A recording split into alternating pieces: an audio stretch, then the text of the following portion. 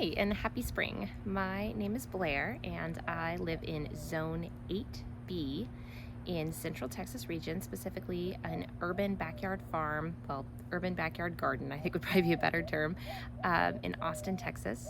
The one thing that I probably deal the most with is squirrels eating all of my food, but other than that, and of course limited space. But as you can see, we have a decent garden here. I think I have 8 or 9, equivalent to 8 or 9 4 by 8 foot beds in our yard. We probably have like an 8,000 square foot lot, and I've kind of taken over a corner and a few other sections of it. But I'm going to do a quick garden tour today to kind of walk you through all the things that I've built. I built this garden over 6 years, so this is definitely not an overnight thing, and you'll notice the different types of beds over time as we built them. And I started planting a few things in January, and since then I've planted a few more as they came into season or I had the space to plant more. And so it's a pretty full garden. There's also some things we've already harvested that have passed on or have moved on from since then. One of those is lettuce.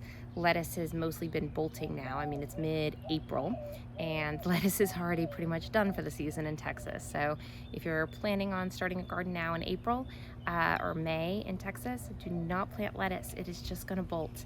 And spinach is well beyond. I've actually never tried or never been successful at growing spinach here in Texas because it is just too warm, it bolts too easily. But I'm gonna walk you through what we have. It's gonna be a little bit of a longer video, but I think it'll be fun to see everything that we're doing and also all the beds that we've built over time. So in that case, I'm actually going to walk you through bed by bed from the ones that we added over time, and I'm going to walk you through both my flat regular beds and my tower gardens, and also the various pots that I inevitably fill up. I say, oh, I'm not going to do pots this year, and then I find one too many peppers or whatever it is. This is not as a goal to say, oh, you have to grow all this stuff or you don't have a backyard garden.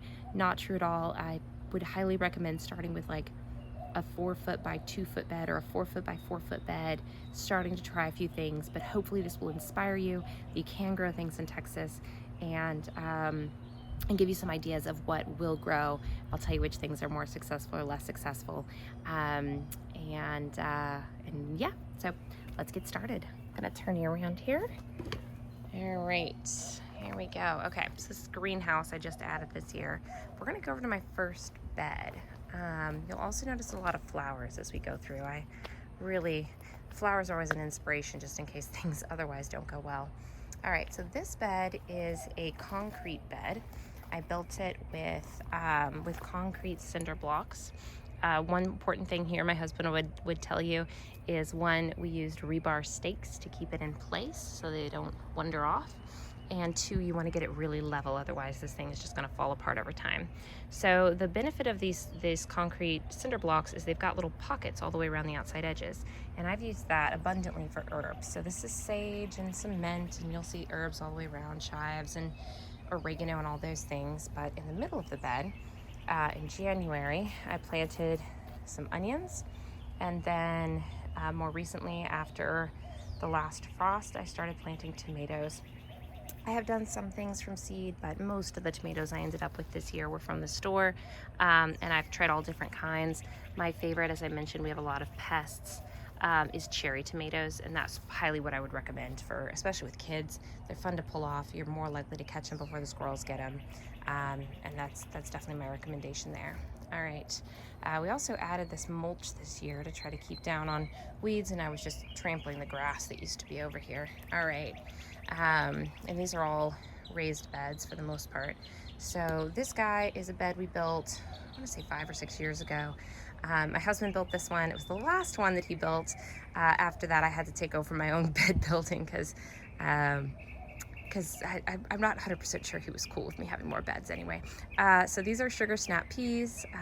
Those have been in since, I want to say January or early February as well. They are frost tolerant or frost resistant, and they survived a couple of snaps that we had.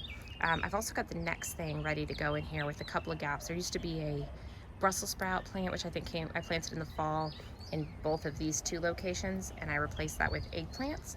As I pull the green peas out, they've got some mite damage, which means they'll probably only last another week or 2 before I need to pull them out. These eggplants will take over and get really big and take over the bed. And I also planted one cantaloupe down here. Cantaloupe's a tricky one. This is actually a smaller melon. It's not a cantaloupe. It's an Israeli Galia. It's more like a personal size melon. I really like those because again, you can get to them before the squirrels can. This is a pot I've had for a long time. I always end up planting something and putting it somewhere. These are called sweet pickle peppers. They look like they're doing really well. One big tip with peppers is to make sure to plant them after nighttime temperatures are above 50 degrees, which is kind of extreme. I mean, you have to wait a little while to do that in Austin, Texas. But all right, these beds are new about 2 years ago, maybe. And what I planted here was, again, around February, I think it was.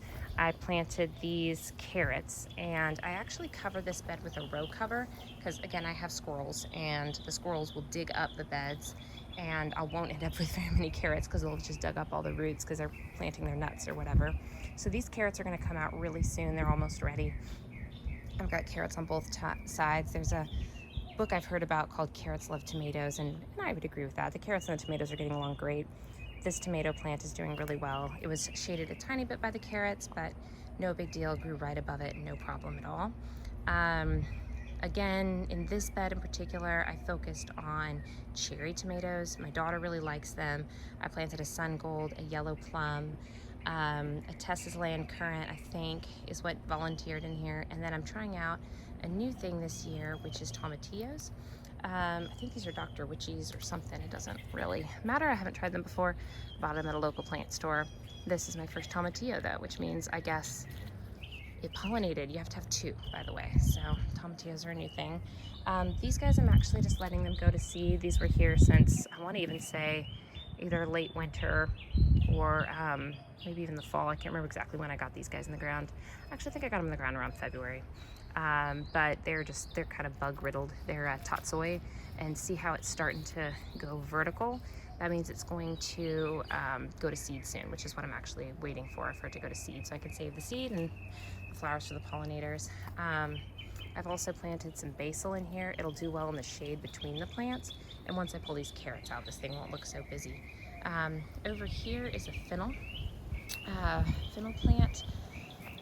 This is really cool. I mean, it just smells great. And the fennel, okay, I'm not harvesting the fennel really, and you'll see why. It's kind of a mess. Down here, I've let it get out of control. I let it grow, I think all winter. I think I maybe planted it last fall, and it's starting to rot and stuff, but it's, I have harvested and eaten some. It is really good. My actual goal for this was for it to be for butterflies, but I left a row cover on so long I might have missed butterfly season there. There's one that's an early girl tomato. It's one of the few bigger tomatoes I plant. Just seem to have had better luck with it. And I also planted, just for fun, some chamomile. You can use it as an herb for tea, but I just like it. I like the smell of it. I think it's real pretty.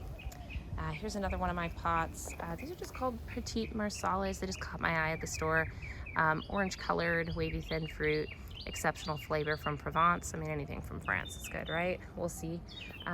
It is started to produce, and what you will see, and just in case you didn't know this, peppers, when they start out, they're always green. That's a flower, but they're always green, and then they'll eventually turn the color that you want them to. Once they're fully that color that's stated on the pepper, then you know they're ready.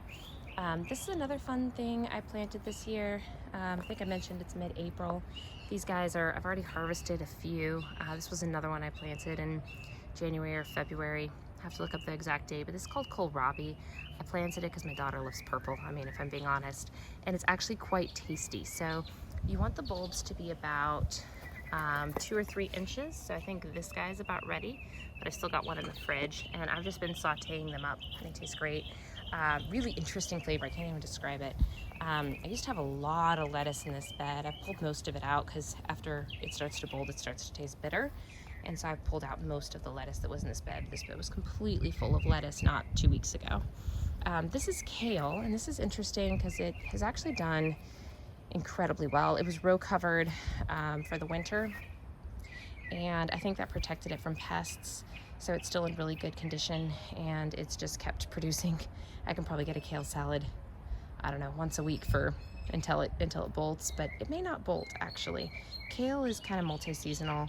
I don't know if it'll do well in the summer, but it's been pretty hardy so far. This is just a flower I'm currently letting grow. I'll probably pull it out. It's a morning glory. It just takes up space. But I've got lots of peppers in here, and they're all planted on center, about 12 inches apart. And on center means from this to here. They look really close, but they're actually not as close as they may seem. And I've got all kinds of peppers. Most of them are bell peppers. This is a purple bell. That's a red bell. I want to say that's a sweet banana pepper. Another red bell over there. That's a sweet banana pepper, that really tall one, and that plant will get really crazy big. Shishito, because it's fun to roast up a bunch of shishitos at once. And then this is an Ancho Poblano. I've never done that before, but I thought it'd be fun. This is the largest basil leaf I've ever seen in my life. I think it's just a Genoese basil, but I planted that from seed. And then I think this is a cardinal basil. It didn't bolt in last year's summer heat, so that's always nice, because if they bolt, they get better and they don't taste good. So that's those. Let's see. All right, let's do our tower gardens. So this is more Genoese basil. I need to harvest a bunch of this. You're supposed to kind of keep picking off of it, or not pinching off the top sections to produce more basil. And I need to do that and make some pesto. It smells amazing. I've got lots of flowers in here. I love the flowers, and like when I don't get the strawberries, because the squirrels get them first, I'm less disappointed, because at least I got pretty flowers. There's some parsley that's bolting over here, taking over a whole section.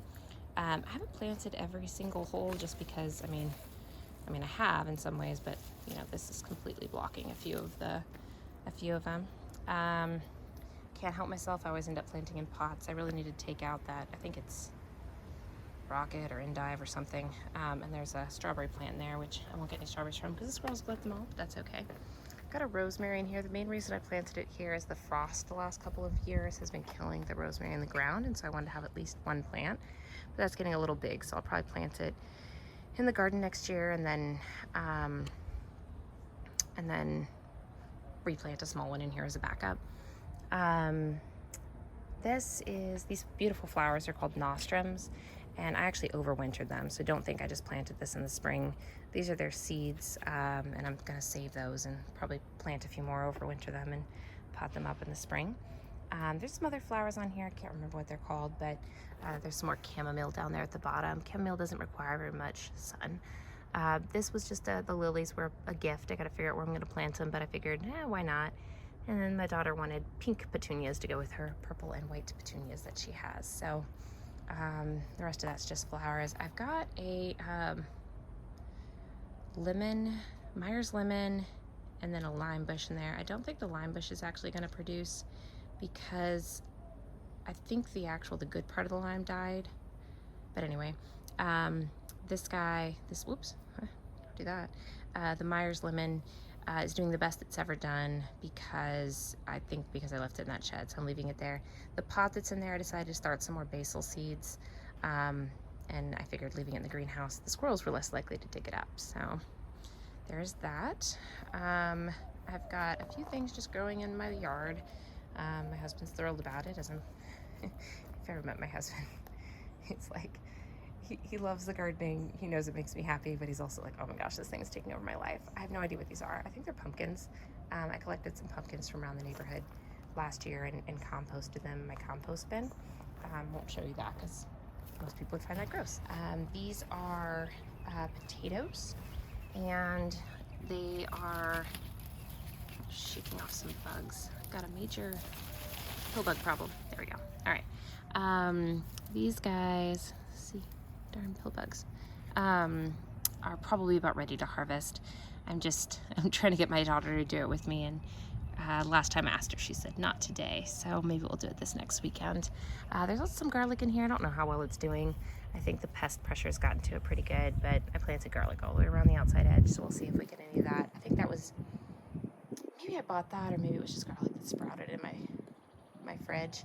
The potatoes I definitely bought at the store. This is the next bed that I planted, or that I had. This is you can't really see it because so the reason why I have netting over it is because in Texas we have a really bad vine borer problem. And it's just a particular kind of beetle. It causes all kinds of havoc. Real sick of it. So I decided I was just gonna fully net the bed this year. They're a flying insect. And so the goal is for them to not be able to get in to cause their damage. So this is a straight neck squash. It's interesting because it's only got female blooms right now, which is a little bit of a problem because that guy right there, that's a female one. You can see the fruit is already on it.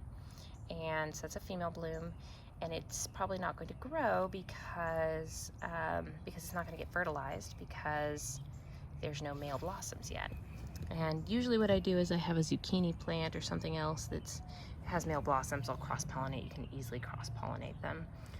And this is all squash this year, just to try to keep it as covered as possible. I'm gonna close this back up.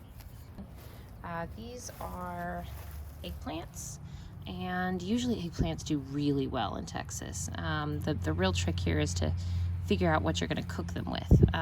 But I also like to plant a couple next to each other. Ooh, I found a pest. Okay, so I just squished it. But this is, you want to kill these guys if you find them on your plant. It's a little black, it looks like a little black bead. That is I'm forgetting the name right now, but it is a pest. You don't want it on your plant. Squish it if you find it. They'll eat your whole plant. Japanese something. Can't remember. This is my daughter's flower garden at the front. I've got the most ridiculous amount of parsley. And you'll see that lettuce back there is starting to bolt. It goes straight up and then it'll flower. I'll probably keep that around for the seeds. This is what I wanted to show you. That guy right there, that is a really pretty butterfly. I can't remember exactly the kind. I don't think it's monarch, but something cool like that. And they seem to really love this plant, so I'm gonna leave it here for them. I've got some celery and a few other things growing in here as well. And I probably need to plant some more beans, but this is all that's left of like 6 or 7 bean seeds that I planted up, so we'll see. I also have this absolutely beautiful fig tree. It's huge, and this year it really has a lot of figs. This is 10x, 20x the number of figs that we've ever had here. Let's see if I can, yeah, look at that. Well, hopefully we get a few and the squirrels and the birds don't get them all. And then this is technically a vegetable garden, but over the years it has just become a flower garden. It's got one bit of endive that's already gone, completely bitter. So that's the garden. All right, thanks for hanging out with me today. I really enjoy talking about my garden, so thanks for listening to me do that. I know it took a while, but those are all the kinds of things you can grow. Beans and carrots and peppers and tomatoes are all really great options for Texas. If you like eggplants, or if you just want to try them out, they're really a great idea too. Flowers are always a win. Your kids are going to love, picking those and putting them in a vase, if nothing else. And they're kind of the win when nothing else is winning, for me at least. So I always recommend that. And then of course herbs. Herbs are a wonderful idea. They smell amazing. They're almost aromatherapy, just walking around looking at them or smelling them. I just touch them or pick a leaf and smell it, and it just really makes my day. And also you can make pesto out of basil, and you can use all of those herbs fresh, which just tastes even better in all of your cooking. So that's my idea of a garden is just kind of mostly what you like, and then throw a few more things in, whatever suits your family. If you grow a whole bunch of squash one year and realize you guys don't eat squash, then don't grow squash the next year, grow something else. So enjoy what you do and give gardening a chance. I promise you, you can do it.